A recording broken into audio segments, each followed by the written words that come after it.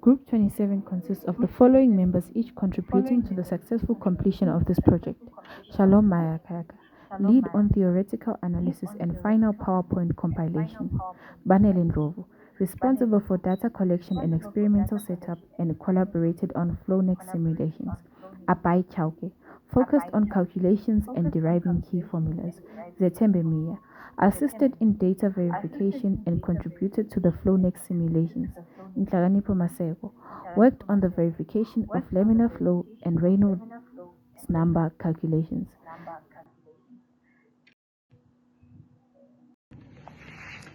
In this project, we focused on determining the viscosity of water by using a simplified version of Bernoulli's equation that includes pipe friction losses.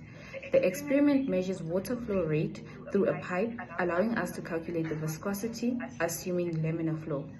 Our objective was to derive a relationship between the system's parameters and the fluid's viscosity, and to confirm that the flow remains laminar by calculating the Reynolds number. The main task was to develop a mathematical model that calculates the viscosity of water using Bernoulli's equation while accounting for pipe friction losses under laminar flow condition. The system consists of a pipe through which the water flows, and the parameters provided include height of the water column, the pipe length, and the diameter. We aim to derive a formula for viscosity using these variables and verify the flow laminar nature by computing the Reynolds number.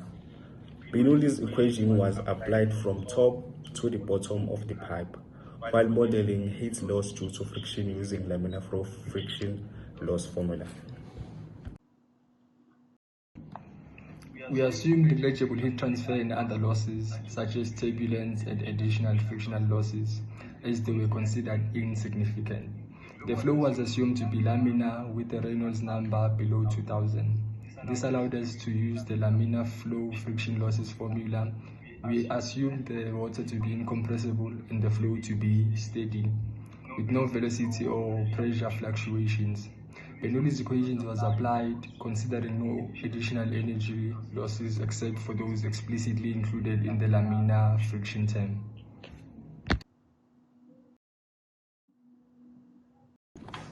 We analyzed the problem using fluid mechanics concepts to approach it efficiently. The cross-sectional area of the pipe was used to calculate the flow rate. We used applied Bernoulli's equation, ignoring additional friction and heat transfer, to derive the formula for the viscosity. Viscosity was calculated and verified for laminar flow by determining the Reynolds number, and the same approach was used with experimental data, and the results were compared with FlowNext simulation.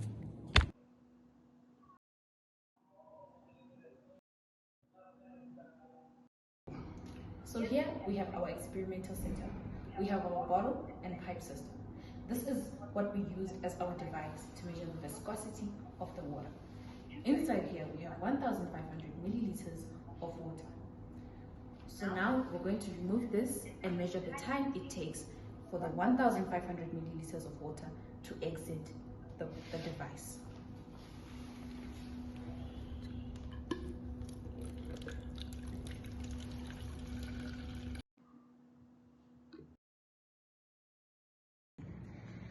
The apparatus constructed allowed water to flow from the bottle through the pipe due to gravity. The flow rate was measured using a stopwatch and a volumetric jug. The key parameters such as the height of the water level, the pipe length, and its diameters were used to calculate the water's viscosity. The objective was to measure the time it took for water to flow through the pipe, applying Bernoulli's equation and accounting for frictional losses to estimate the viscosity. Time was measured with the phone stopwatch, accurate to plus or minus 0.01 seconds. The water volume was measured using a volumetric jug with an accuracy of plus or minus 1 milliliter. A ruler was used to measure the height of the water level, the length of the pipe, and its diameter with a precision of plus or minus millimeters, which introduced uncertainty, particularly in the pipe diameter measurement, affecting the calculated flow rate and viscosity of the fluid.